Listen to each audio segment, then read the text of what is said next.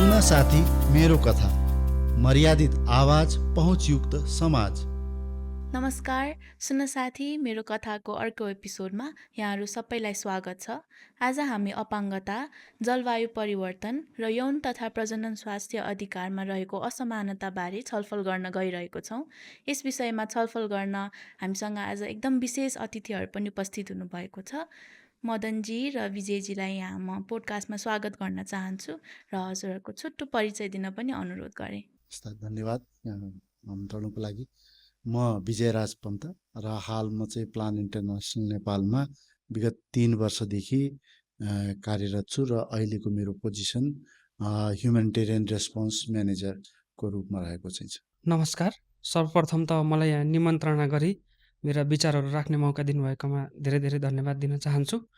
म चाहिँ मदन, एउटा दृष्टि सम्बन्धी अपाङ्गता भएको युवा र अधिकार कर्मी पनि, र म चाहिँ जलवायु परिवर्तनको क्षेत्रमा विगत 2-3 वर्षदेखि कामहरू गर्दै आइरहेको छु र म चाहिँ युवा संस्थामा एज अ जेनरल मेम्बरको रूपमा आबद्ध छु। हजुर धेरै धेरै धन्यवाद। पोडकास्टमा धेरै धेरै स्वागत छ हजुरहरूलाई। आज हाम्रो यो पोडकास्ट चाहिँ एक्सेस म्याटर्स भन्ने थिममा बेस छ। अनि हजुरहरूलाई चाहिँ एक्सेस म्याटर्स भन्ने बित्तिकै पहिलो कुरा चाहिँ के आउँछ झट्ट एक्सेस म्याटर्स भन्ने बित्तिकै?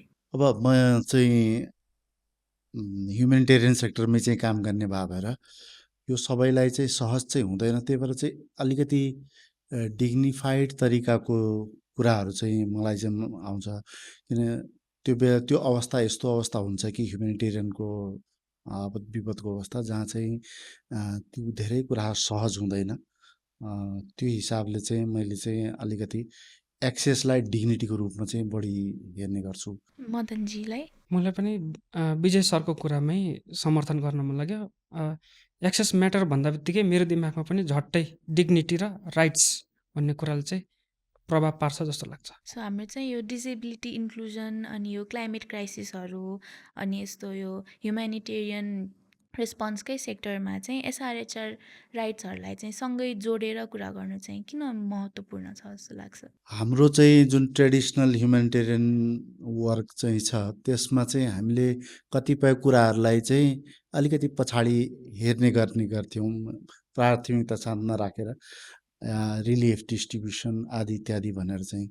तर त्यो ह्युमेनिटेरियन जुन अवस्था छ एकदम विशेष अवस्था, त्यसमा पनि विशेष व्यक्तिहरूलाई चाहिँ सम्बोधन गर्नु भनेको चाहिँ र विशेष क्षमता, फरक अनि आवश्यकता भएको कुराहरूलाई चाहिँ यदि हामीले त्यहाँ गर्न सकेनौँ भने चाहिँ त्यो त्यति प्रभावकारी हुँदैन। त्यही भएर हामीले चाहिँ जुन चाहिँ डिसेबिलिटी, इन्क्लुजन र यो सेक्सुअल रिप्रोडक्टिभ हेल्थका कुराहरू छन् यसलाई पछि हेरौँला भन्ने चाहिँ होइन। जुन बेलादेखि हाम्रो प्लानिङ सुरु हुन्छ या हामीले पहिले पूर्व योजना बनाएका हुन्छौँ त्यही बेलादेखि चाहिँ यो कुराहरूको चाहिँ हामीले विचार गर्नुपर्छ, ताकि कुनै विपद आपद परिसकेपछि त्यो बेला चाहिँ त्यस्तो अन्यल नहोस् र त्यस्ता मान्छे नछुटुन् जसले चाहिँ रियल सर्भिस पाउनै पर्ने मान्छे हुन्। तिनीहरूले चाहिँ इमिडिएटली एकदम तत्काल रूपमा चाहिँ सर्भिस र सेवा चाहिँ पाउनुपर्छ। त्यहाँ भएको वितरण, त्यहाँ भएको राहत आदि इत्यादि जे छ सर्भिसहरू त्यो पाउनुपर्छ। र त्यो गर्नको लागि चाहिँ हामीले अहिले घटना भइसकेपछि होइन, विपद भइसकेपछि होइन, विपदभन्दा पूर्व तयारीकै रूपमा त्यो चरणमै उहाँहरूलाई चाहिँ इन्क्लुड गर्नुपर्छ।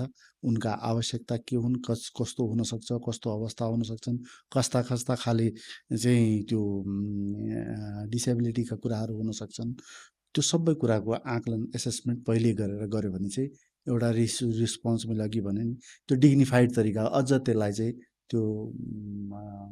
चाहिँ म्याटर गर्छ र सपोर्ट पनि गर्छ भन्ने लाग्छ। जलवायु परिवर्तनले सबै तह र तबकालाई असमान असर गर्छ भन्ने कुरा त हामीलाई थाहा छ। जलवायु परिवर्तनका कारण अपाङ्गता भएका व्यक्तिहरू अरू अन्य व्यक्तिभन्दा 4 गुणा बढी जोखिममा हुन्छन् भन्ने विभिन्न अध्ययन अनुसन्धानले देखाएका छन्। यसमा पनि अपाङ्गता भएका व्यक्तिहरूको हेल्थको कुरो चाहिँ पहिलो जोडिएर आउँछ। किन भन्दाखेरि कोही व्यक्तिहरूले निरन्तर रूपमा औषधि सेवन गरिरहेको हुनसक्छ होइन, कसैलाई निरन्तर रूपमा थेरापीको आवश्यकता परिरहेको हुनसक्छ, अथवा आफ्नो चाहिँ गम्भीर्यताको आधारमा फरक अपाङ्गता भएका व्यक्तिहरूलाई फरक आवश्यकता हुन्छ। यदि अकस्मात विपदजन्य घटनाहरू भइहाल्यो भने चाहिँ उनीहरू त्यो सेवाबाट चाहिँ वञ्चितीकरणमा पर्न सक्छन्। उनीहरूको त्यसले गर्दाखेरि दैनिकीमा असरहरू पर्न सक्छ। अनि त्यति मात्रै नभएर चाहिँ यो हामी इन्क्युबेसन सेन्टरका कुराहरू गर्छौँ, अनि सेक्युर सेल्टरका कुरा गर्छौँ। त्यस्ता ठाउँहरूमा चाहिँ अपाङ्गता भएका व्यक्तिहरूलाई चाहिँ हिंसा हुने सम्भावना पनि उत्तिकै जोखिम रहन्छ। तसर्थ हामीले चाहिँ क्लाइमेट चेन्ज सँगसँगै हेल्थका कुराहरूमा पनि अवेरनेसहरू गर्ने हो भने चाहिँ यस्ता कुराहरूबाट चाहिँ जोगिन सकिन्छ जस्तो लाग्छ। यसमै मैले जोड्न चाहेँ, हजुरको चाहिँ आफ्नो अनुभवबाट, आफ्नो जीवनको अनुभवबाट चाहिँ यस्तो क्लाइमेट क्राइसिसहरू हुँदाखेरि चाहिँ कस्तो खालको बाधाहरू पर्छ जस्तो लाग्छ? जस्तै एक त हामीलाई यो विपदको समयमा पूर्व चेतावनी प्रणालीहरू भन्छौँ हामी, एक्सेसिबल अर्ली वार्निङ सिस्टमहरू, त्यो पहुँचयुक्त हुँदैन के। हामी पहुँचयुक्त भन्दा बित्तिकै कुनै पनि सामान अथवा माध्यमहरू चाहिँ भवनहरूमा व्हिलचेयर हाल्ने अनि ब्रेलमा प्रकाशित गर्ने भन्ने मात्रै बुझ्छौँ। तर एक्सेसिबिलिटीको परिभाषा त्यतिमा मात्रै हामीले चाहिँ हेरिनु हुँदैन जस्तो लाग्छ। एक्सेसिबिलिटी भन्नाले नै यो डिसेबिलिटीको सम्पूर्ण टाइप्सहरूलाई चाहिँ लक्षित गरेर चाहिँ उनीहरूको आवश्यकता अनुसार डिजाइन गरिएको ढाँचालाई चाहिँ हामीले एक्सेसिबिलिटी भन्नुपर्छ।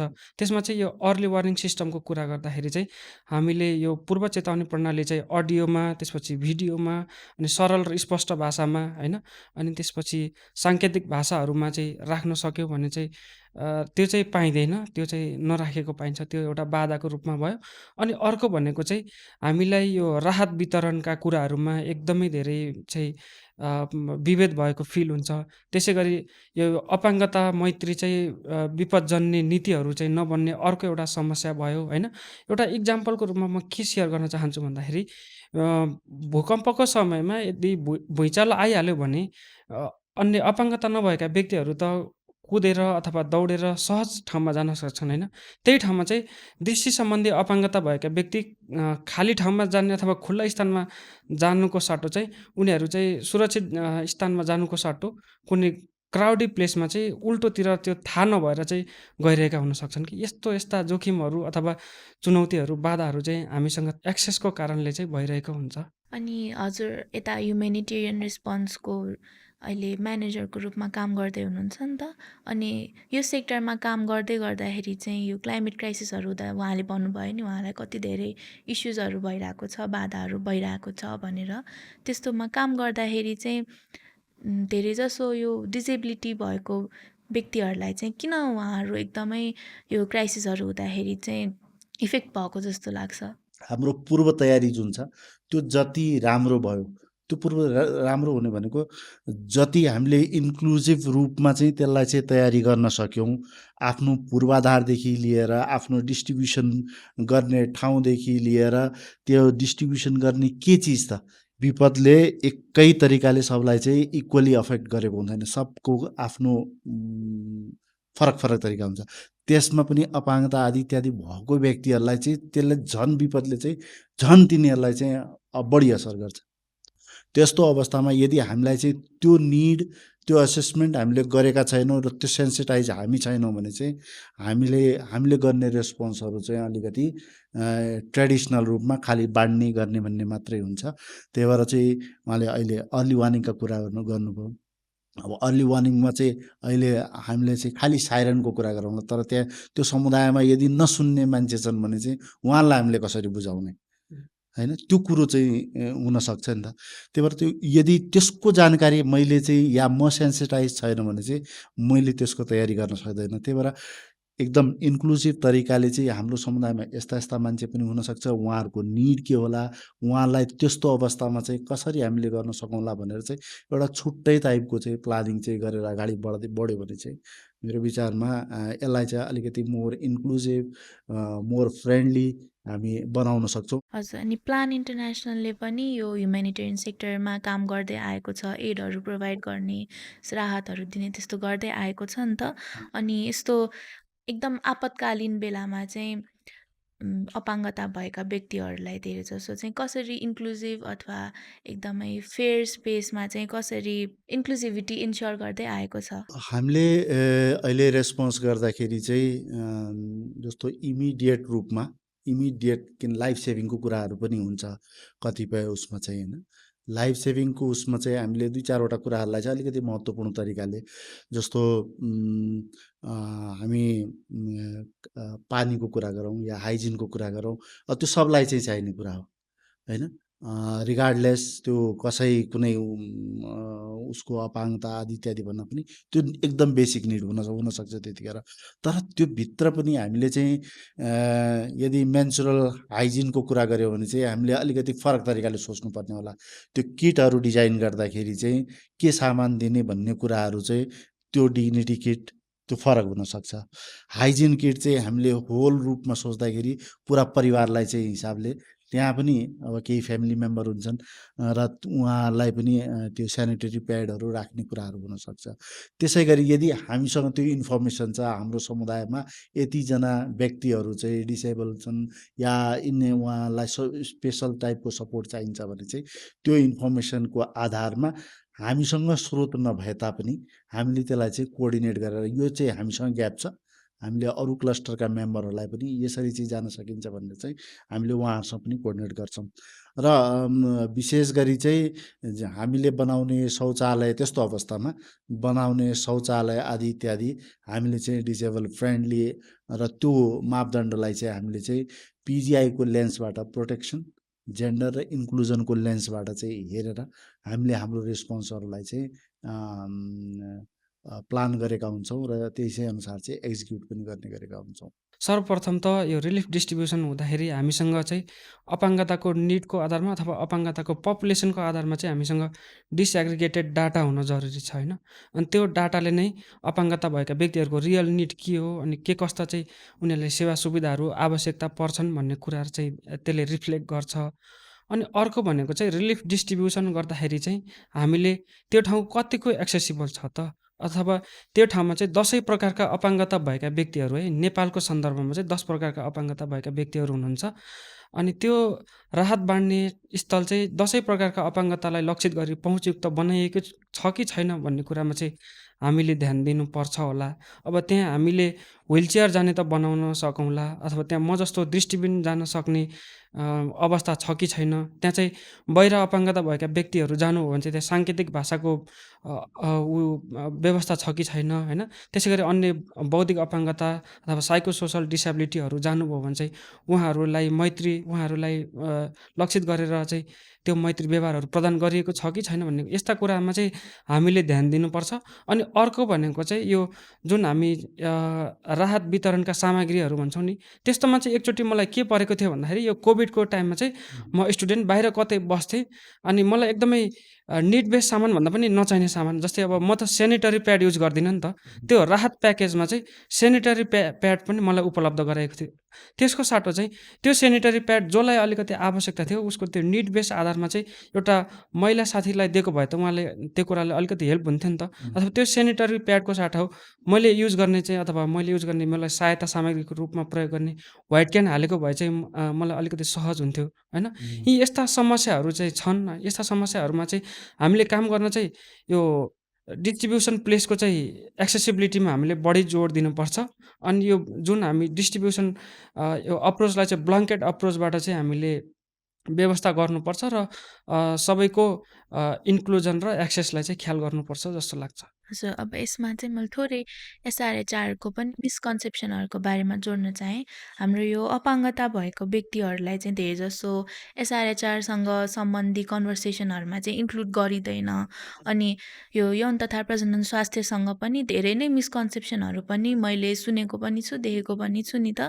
अनि यस्तो सोचहरू अनि यस्तो भनाइहरूलाई चाहिँ परिवर्तन गर्नको लागि साथीहरू अथवा यस्तो समुदायहरूले चाहिँ के कस्ता काम गर्न सक्छन्? सुरुमा चाहिँ हामीले अपाङ्गतालाई हामीले विशेष क्षमता अथवा भगवानले दिएको देन, वरदान, होइन, एकदम एक्स्ट्रा अर्डिनरी भनेर चाहिँ हामीले जुन हिसाबले क्यारेक्टराइज गर्छौँ त्यो चाहिँ आफैमा एकदमै धेरै गलत र भ्रमपूर्ण कुरा हो। किन भन्दाखेरि अपाङ्गता भएका व्यक्तिहरू ट्यालेन्ट हुन्छन्, प्रतिभावान त हुन्छन्, होइन? त्यहाँभित्र उनीहरूको चाहिँ सङ्घर्ष लुकेको हुन्छ। आफूलाई अपाङ्गता नभन्ने समाजले चाहिँ यो लेन्सबाट चाहिँ हेर्न जरुरी छ जस्तो लाग्छ, होइन?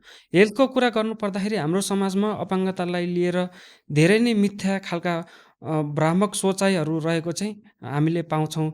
एउटा प्रमुख मान्यता के छ भन्दाखेरि अपाङ्गता भएका व्यक्तिहरू चाहिँ असेक्सुअल हुन्छन्, उनीहरूमा चाहिँ कुनै पनि यौन भावना हुँदैन भन्ने एउटा ठुलो भ्रम छ। त्योभन्दा अर्को ठुलो भ्रम, यिनीहरू आफै हिँडुल गर्न, आफैलाई पालिन त गाह्रो छ, यिनीहरू छोराछोरी पाएर यिनीहरूले के गर्नु, होइन? यिनीहरू छोराछोरी पाए पनि हुर्काउन सक्दैनन् होला भन्ने खालको अर्को भ्रम छ।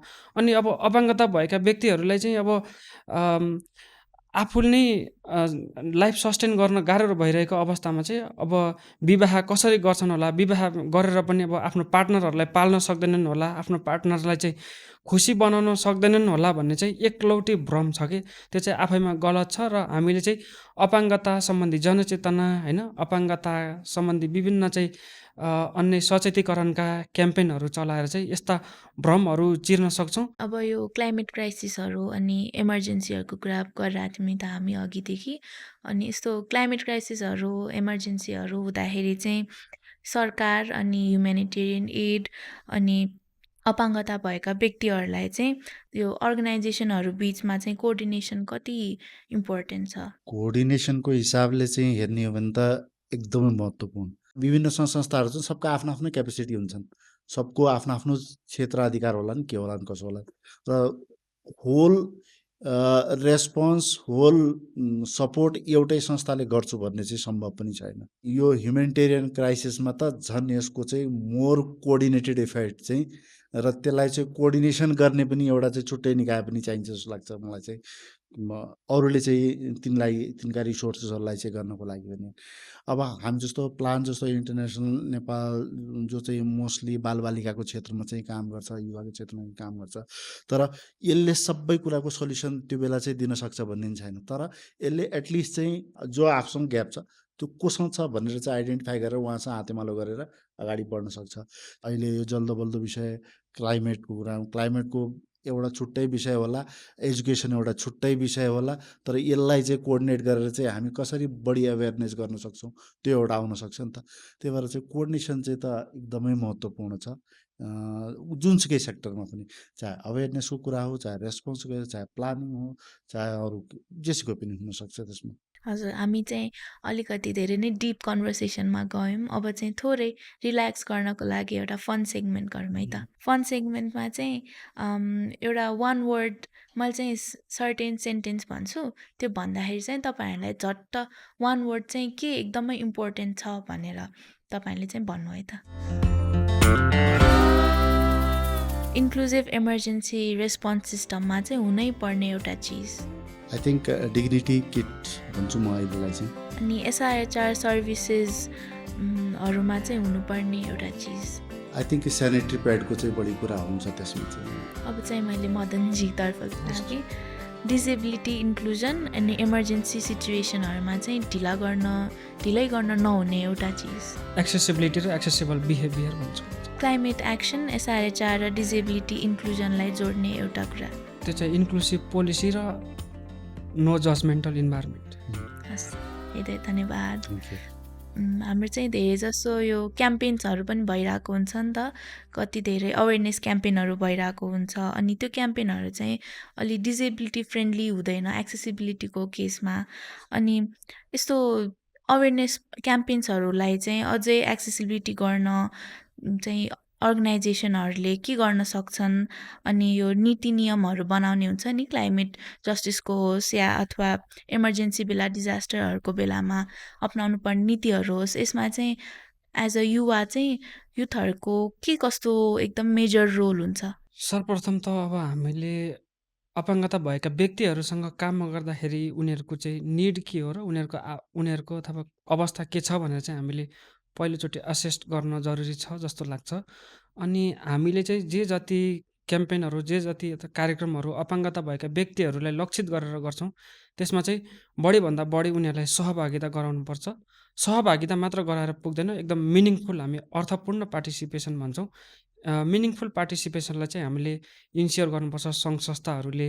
अब त्यसमा चाहिँ हामीले उनीहरूलाई कार्यक्रममा बोलाउँदादेखि नै कार्यक्रम आयोजना गर्ने स्थलहरू पहुँचयुक्त बनाउने, होइन, अनि कार्यक्रम स्थलहरूमा पनि अपाङ्गता मैत्री व्यवहारहरू गर्ने, अनि त्यसपछि त्यसमा चाहिँ कन्सेन्टका कुराहरू जोडिएका हुन्छन्। कन्सेन्ट बिना चाहिँ केही कुराहरू पनि नगर्ने। पोलिसी बनाउँदाखेरि चाहिँ हामीले अपाङ्गता भएका व्यक्ति अथवा अपाङ्गता भएका व्यक्तिहरूले स्थापना गरेका सङ्घ संस्था र अपाङ्गताको क्षेत्रमा काम गर्ने सङ्घ संस्थाहरूलाई चाहिँ फर्स्ट प्रायोरिटीमा राख्नुपर्छ। किन भन्दाखेरि सरकारलाई अपाङ्गता मैत्री कानुन बनाउने चाहना त हुनसक्छ, तर यो कुरा कस्तो हो के हो भनेर चाहिँ थाहा नहुन सक्छ होइन। अनि तसर्थ चाहिँ अपाङ्गता भएका व्यक्तिहरूको विज्ञता प्रयोग गर्ने होइन। अनि हामी भन्छौँ जसको सवाल उसको प्रतिनिधित्व अथवा नेतृत्व भन्छौँ, यो कुरालाई चाहिँ सुनिश्चितता गर्दै बढीभन्दा बढी चाहिँ अपाङ्गता भएका व्यक्तिहरूको कुराहरू सुन्ने, उनीहरूका माग र विशिष्ट खालका आवश्यकतालाई चाहिँ मध्यनजर गर्दै नीति नियमहरू बनाउनुपर्छ र कानुनी प्रावधानहरू चाहिँ जारी गर्न सकिन्छ। हामीले सुरुमा कुरा गर्दाखेरि हजुरले भन्नुभएको थियो नि कि डिजास्टर भइसकेपछि बल्ल यो पिपल विथ डिजेबिलिटीहरूलाई चाहिँ एड गर्ने गरिन्छ भनेर। अनि यही सेक्टरमा चाहिँ डिजास्टर प्लानिङहरू गर्दाखेरि अथवा यो इमर्जेन्सी सिचुएसनहरू हुँदाखेरि हामीलाई पनि थाहा छ लाइक डिजेबिलिटी भएको पिपलहरूलाई चाहिँ इन्क्लुड गरिन्न। सो यस्तो कारणले चाहिँ धेरै नै भिक्टिमहरू हुने केसहरू पनि छ। ह्युमेनिटेरियन एडको सेक्टरबाट चाहिँ तपाईँहरूले के कस्ता स्टेपहरू अपनाउन सकिन्छ जसमा चाहिँ अझै इन्क्लुजिभिटी भएर चाहिँ पिपल विथ डिजेबिलिटीहरूलाई चाहिँ डिजास्टर हुन अगाडि नै उहाँहरू चाहिँ अवेरनेस दिएर होस् या अथवा उहाँहरूलाई चाहिँ पहिल्यै नै अवेर गर्नको लागि चाहिँ के स्टेपहरू अपनाउन सक्नुहुन्छ? हिजोका हाम्रा नीति नियम कानुन कस्तो थियो भन्दाखेरि चाहिँ यो बल्ब माथिबाट खस्यो भने अनि बल्ल म राहत या उद्धार मैले पाउने टाइपका हाम्रा नीति नियम कानुनहरू थिए। तर अहिलेको चाहिँ हेर्दाखेरि नामै चाहिँ दैवी प्रकोप उद्धार ऐन भनेपछि परेपछि मात्रै चाहिँ मलाई उद्धार गर्ने, तर त्यो पर्नै नदिनको लागि चाहिँ यो खस्नै नदिनको लागि चाहिँ त्यस्तो केही उपाय गरिन्न थियो। तर अहिले चाहिँ हामी एन्टिसिपेटरी एक्सन पूर्वानुमानमा अनुमानितमा आधारित बनेर चाहिँ आफ्ना प्लानहरूलाई चाहिँ अहिले हामीलाई चाहिँ अलिकति फराकिलो बनाएको चाहिँ छ र यसमा यही प्लानिङहरू गरिरहँदाखेरि चाहिँ त्यहाँ गाइडलाइन पनि हुन्छन्। Protection, gender, inclusion. पिजिआईको लेन्सबाट तिमीले कुनै पनि कार्यक्रम गर्दैछौ, रेस्पोन्सको प्लानिङ गर्दैछौ भने चाहिँ रेस्पोन्स होइन, रेस्पोन्सको प्लानिङ गर्दैछौ भने whatever resource you have त्यसलाई चाहिँ एकचोटि यो पिजिआईको लेन्समा राख। प्रोटेक्सन गर्ने हिसाबले, जेन्डर इन्क्लुजन र इन्क्लुजनको हिसाबले चाहिँ राखेर चाहिँ गऱ्यो भने यी कुराहरू जुन चाहिँ हामी विगतमा छुटाइरहेका छौँ, एक्सक्लुजन भएको चाहिँ छ, त्यो कुराहरू चाहिँ मिनिमाइज भएका चाहिँ देखिन्छ अहिले चाहिँ।